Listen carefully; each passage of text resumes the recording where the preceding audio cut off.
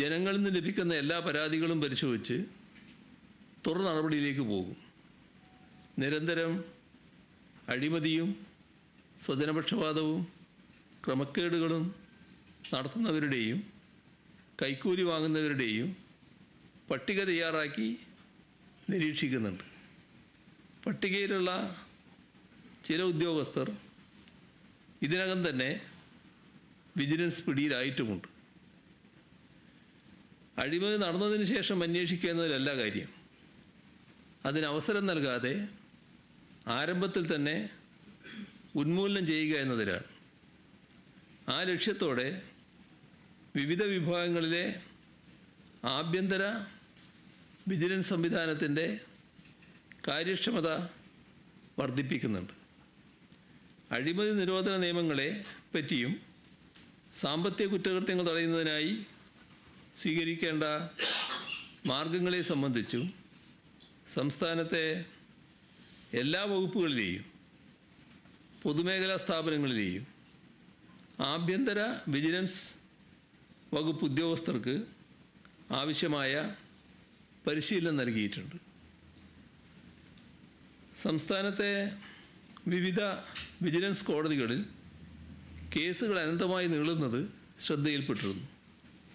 ഇത്തരം കേസുകളുടെ വിചാരണ സമയബന്ധിതമായി തന്നെ പൂർത്തിയാക്കുന്നതിനും കുറ്റക്കാർക്ക് പരമാവധി ശിക്ഷ ഉറപ്പാക്കുന്നതിനും കർശന നിർദ്ദേശം വിജിലൻസിൻ്റെ നിയമവിഭാഗത്തിനും പ്രത്യേകിച്ച് പ്രോസിക്യൂട്ടർമാർക്കും നൽകി. 2024 ജനുവരി മുതൽ 2025 മാർച്ച് 31 വരെ തിരുവനന്തപുരം വിജിലൻസ് കോടതിയിൽ 30 കേസുകൾ തീർപ്പാക്കിയിരുന്നു. ഇതിൽ കുറ്റകൃത്യം തെളിഞ്ഞ 28 പേർക്ക് ഉചിതമായ ശിക്ഷയും ലഭ്യമാക്കി. കോട്ടയം വിജിലൻസ് കോടതിയിൽ 12 കേസുകൾ തീർപ്പാക്കിയതിൽ 7 പേർക്കെതിരെയും മൂവാറ്റുപുഴ വിജിലൻസ് കോടതിയിൽ തീർപ്പായ 21 കേസുകളിൽ കുറ്റക്കാരെന്ന് കണ്ടെത്തിയ 4 പേർക്കെതിരെയും തൃശ്ശൂർ വിജിലൻസ് കോടതി തീർപ്പാക്കിയ 6 കേസുകളിൽ 53 പേരെയും കോഴിക്കോട് വിജിലൻസ് കോടതിയിൽ തീർപ്പായ 13 കേസുകളിൽ 7 പേർക്കെതിരെയും തലശ്ശേരി വിജിലൻസ് കോടതി തീർപ്പാക്കിയ 19 കേസുകളിൽ കുറ്റക്കാരായി കണ്ടെത്തിയ 8 പേർക്കെതിരെയും ശിക്ഷാ നടപടികൾ സ്വീകരിച്ചിട്ടുണ്ട്. ഇതും വിജിലൻസിൻ്റെ ചരിത്രത്തിലെ സർവകാല റെക്കോർഡാണ്.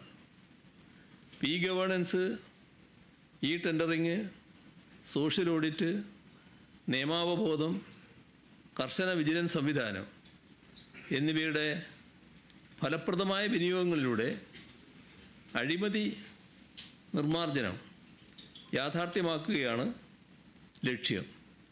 അഴിമതി എന്ന വിപത്ത് തുടച്ചു നീക്കാനുള്ള യജ്ഞം, ആ യജ്ഞത്തിൽ മുഴുവൻ ജനങ്ങളുടെയും അകമഴിഞ്ഞ പിന്തുണയാണ് വേണ്ടത്. അതിനായി അഭ്യർത്ഥിക്കുന്നു. ഇത്തരം വിവരങ്ങൾ കൈമാറുന്നതിന് ഒരു വിഷമവും ഉണ്ടാകരുത്. കൃത്യമായി വിവരങ്ങൾ കൈമാറിയാൽ അഴിമതിക്കെതിരെയുള്ള നടപടികൾ നല്ല രീതിയിൽ ത്വരിതപ്പെടുത്താൻ സാധിക്കും. ഞാൻ ആദ്യം പറഞ്ഞ നമ്പർ ഒന്നുകൂടി പറയുകയാണ്.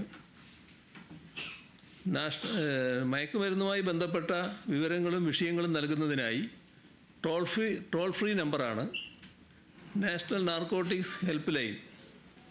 അത്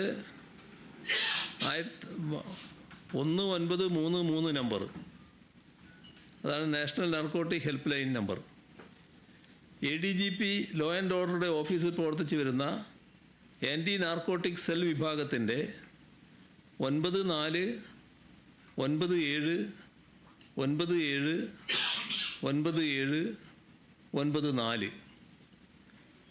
രണ്ടാമത്തെ നമ്പർ 94 97 92 77 97. ഈ 2 നമ്പറുകൾക്ക് പുറമെ കേരള പോലീസ് ആരംഭിച്ച യോദ്ധാവ് എന്ന പദ്ധതിയിൽ ഒരു വാട്സപ്പ് നമ്പർ അത് 24 മണിക്കൂറും ലഭ്യമാണ്. 9995 96 6666 ഇത്രയും നമ്പറുകൾ ഇപ്പോൾ ലഭ്യമാണ്. ഇത്രയും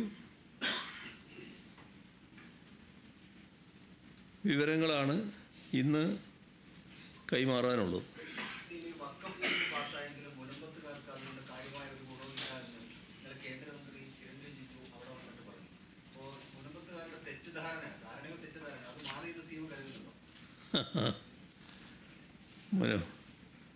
മുനമ്പത്തുകാർക്ക് ഉള്ള ആവശ്യം, അവിടെ അവർ കുറച്ചു കാലമായിട്ട് അവിടെ താമസിക്കുകയാണ്. ആ താമസിക്കുന്നവർക്ക് നമ്മുടെ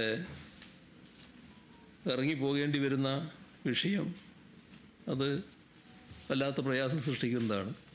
അത് ഒഴിവാക്കി കിട്ടണമെന്നുള്ളതാണ് അവരുടെ ഏറ്റവും പ്രധാനപ്പെട്ട വിഷയം.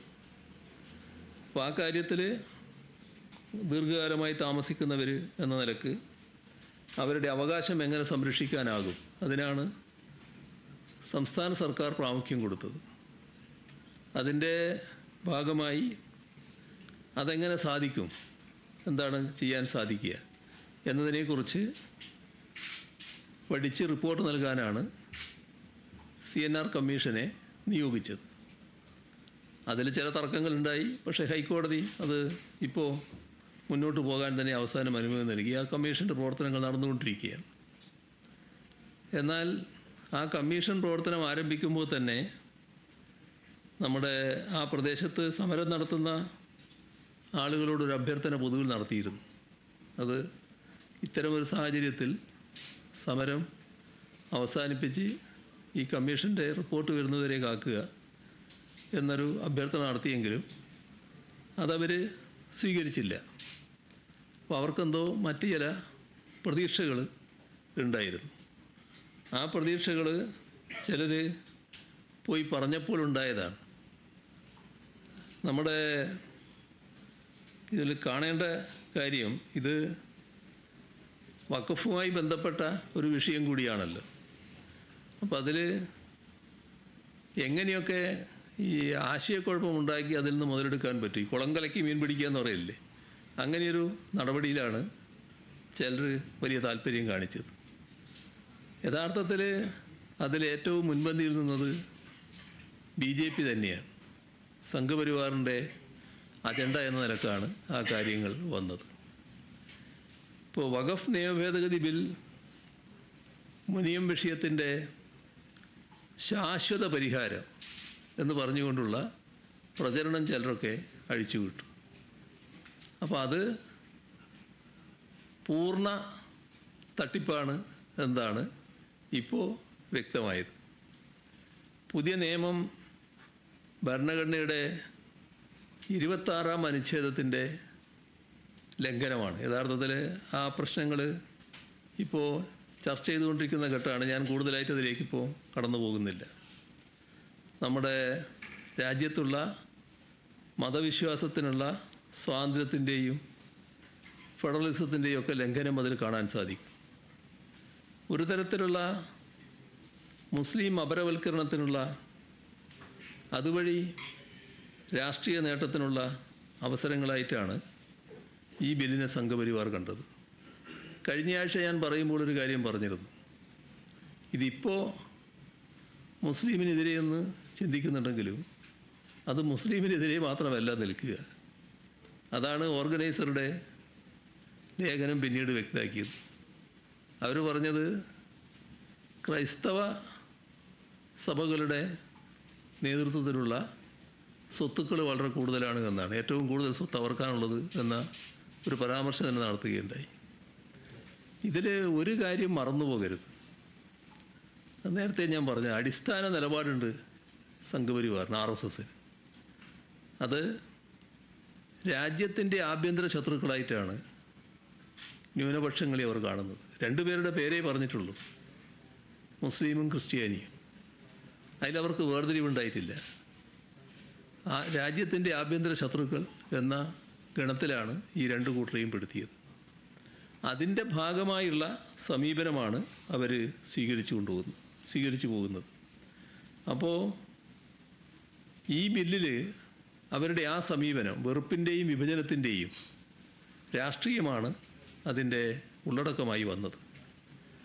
അങ്ങേയറ്റം ന്യൂനപക്ഷ വിരുദ്ധമായതും ഭൂരിപക്ഷ വർഗീയതയെ സംതൃപ്തിപ്പെടുത്തുന്നതുമായ ഒരു നടപടിയിലേക്കാണ് നിർഭാഗ്യവശാൽ കേന്ദ്ര ഗവൺമെൻറ് കടന്നത്.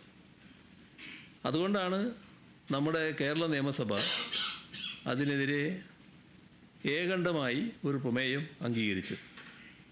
ലോക്സഭയിലും രാജ്യസഭയിലുമൊക്കെ ശക്തിയുക്തം ഇതിനെതിരെ ഇടതുപക്ഷം എതിർപ്പ് രേഖപ്പെടുത്തുകയും ചെയ്തു.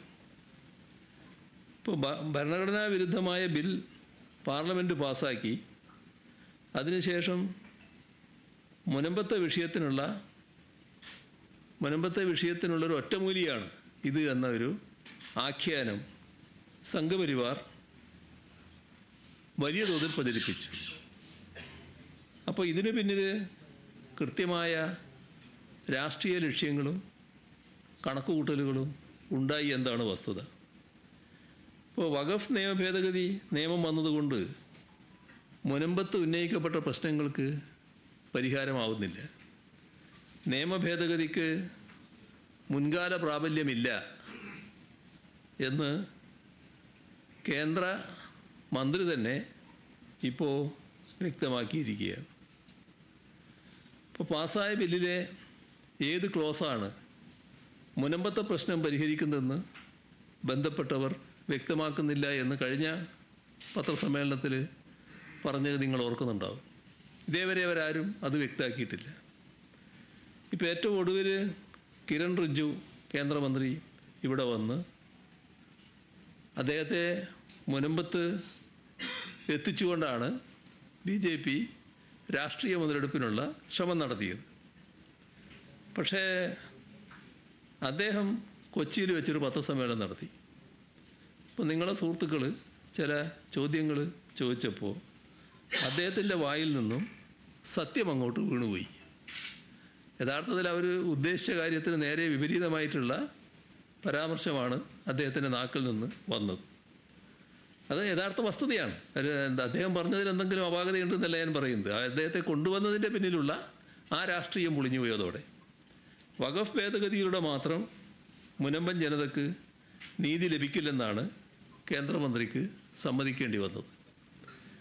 അപ്പോൾ BJP കൊട്ടിഘോഷിച്ച വ്യാജ ആഖ്യാനങ്ങളെല്ലാം ഉടഞ്ഞു പോകുന്ന നിലയായി. പ്രശ്നപരിഹാരത്തിന് സുപ്രീം കോടതിയിൽ നിയമ പോരാട്ടം തുടരണം, ഇതാണ് കേന്ദ്രമന്ത്രിയുടെ ഉപദേശം.